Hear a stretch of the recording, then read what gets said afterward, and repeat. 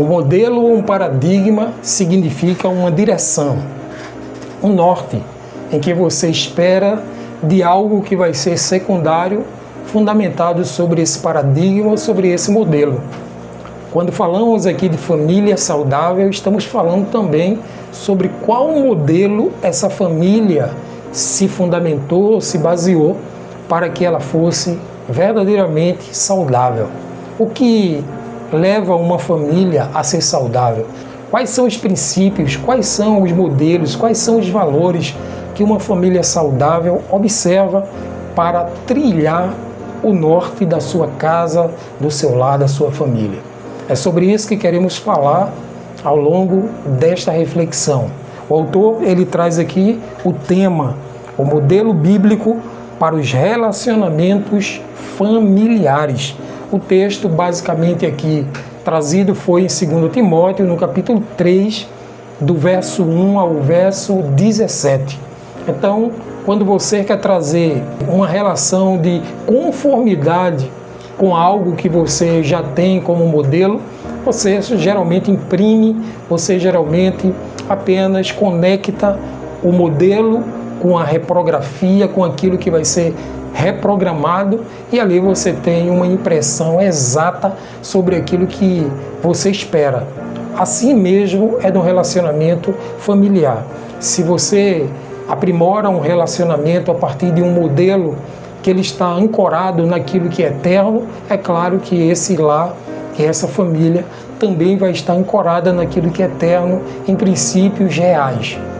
E a gente sabe que no mundo em que estamos vivendo, século XXI, não existe nada que seja absoluto, tudo é relativo.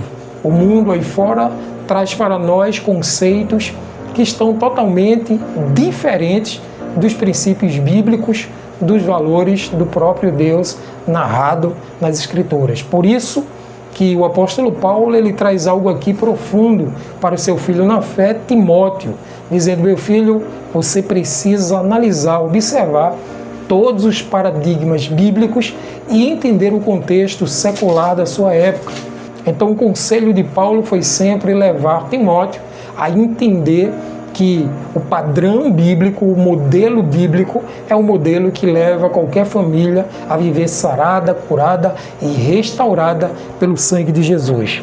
Por isso que o autor aqui, ele traz uma relação dos últimos tempos, trazendo ali uma conotação do que Paulo falou para Timóteo, que nos últimos dias as famílias deixariam de seguir o modelo de Deus para seguir o modelo do próprio mundo, da sua própria consciência, do seu próprio desejo, levando todos os integrantes daquela família a conduzir segundo o seu próprio coração. Por isso que ele fala aqui no versículo de número 9, eles todavia não irão avante, porque a sua insensatez será a todos evidente. Então vai ser notório que todas as pessoas que são insensatas ou que estão distantes desse modelo, desse padrão bíblico, estarão evidentemente transmitindo aquilo que Deus constituiu como sendo contrário, aquilo que não deve ser conduzido pelo padrão de Deus, aquilo que não é favorável ao lar. Então nós precisamos de imediato compreender qual que deve ser o padrão que pode conduzir a nossa família, a nossa casa, os entes queridos que estão em nossa volta ao próprio Senhor.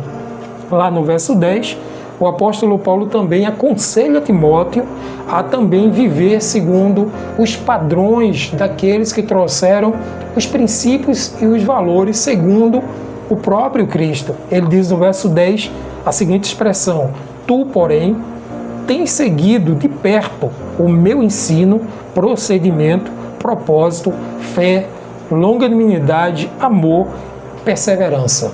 Note que todos esses elementos aqui colocados pelo apóstolo Paulo para o seu filho na fé, Timóteo, tem a ver com desenvolvimento pessoal, desenvolvimento espiritual do próprio Paulo sobre aquela relação que ele tinha naquela comunidade entre os romanos, entre os judeus, e ele sabia que quando transmitisse de boa vontade esses ensinamentos, Timóteo, seu filho na fé, iria ser conduzido pelo próprio modelo bíblico.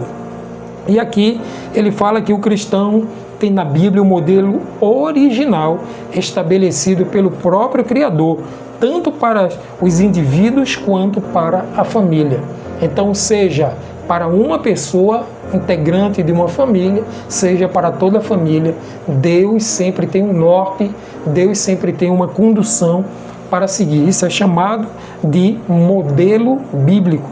E aqui ele diz que nesse modelo bíblico, a família começa com um casal heterossexual.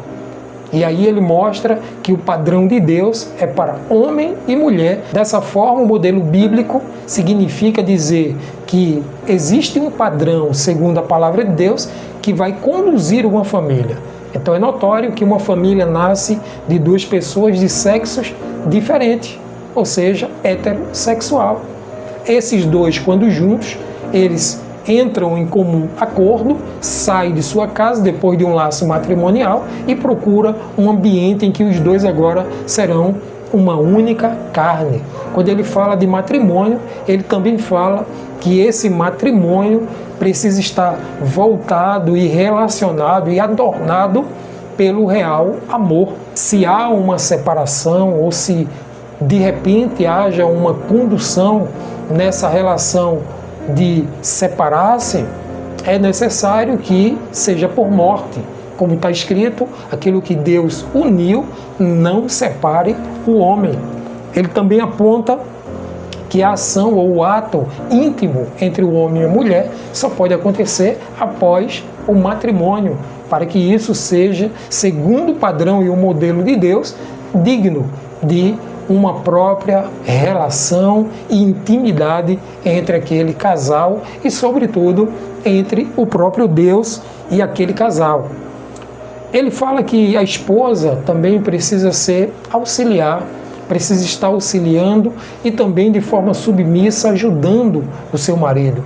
Assim como a igreja, ela está submetida e ela está sempre cooperando com o próprio Cristo, que é o cabeça, ela sendo corpo, e aí coopera com o cabeça, que é Cristo.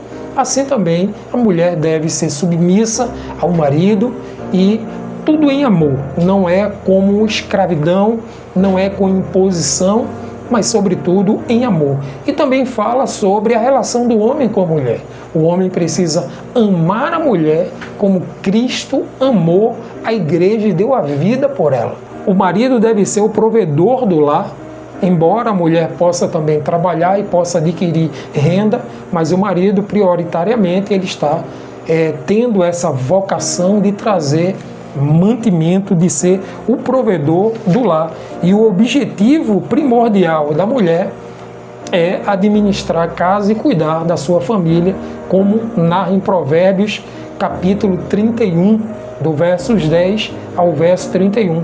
E lá no final dessa revista, ele traz aqui nessa lição o seguinte: pais devem ensinar o caminho do Senhor aos filhos, e os filhos, respeitando o pai, devem escutar esse ensinamento e devem conduzir a sua vida a partir desse ensinamento, cuidando sempre daquilo que os pais estão dizendo para ele e sempre escutando e guardando no coração.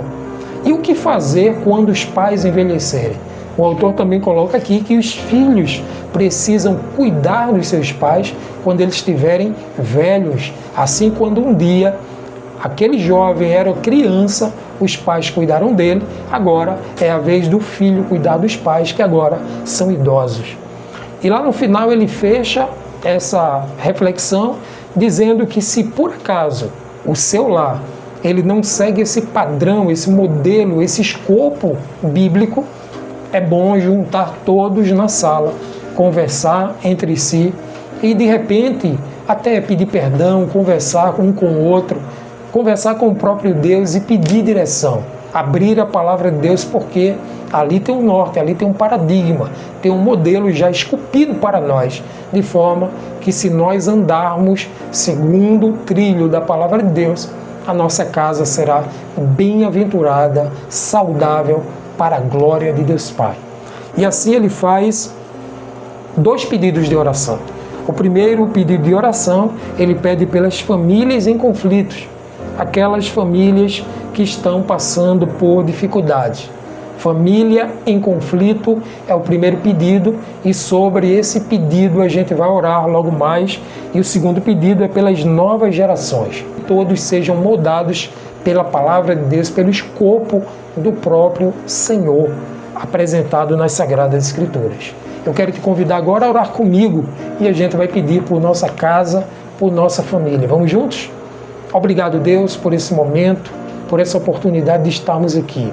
Te pedimos, Senhor, em nome de Jesus, por cada família, que cada um dos entes queridos que estão juntos nesse mesmo lar, e, sobretudo, entendendo, Senhor, a atmosfera do céu, seguindo o padrão bíblico para que a família cresça de forma saudável, direcionada pelo Teu Espírito Santo. Eu oro por cada pessoa, por cada família aqui presente, e em nome de Jesus, que seja estabelecido sobre cada uma dessas pessoas o poder de Deus, salvação, e que Teu Espírito tenha pleno domínio sobre cada uma delas. Em nome de Jesus, assim eu oro e te agradeço hoje e sempre. Amém.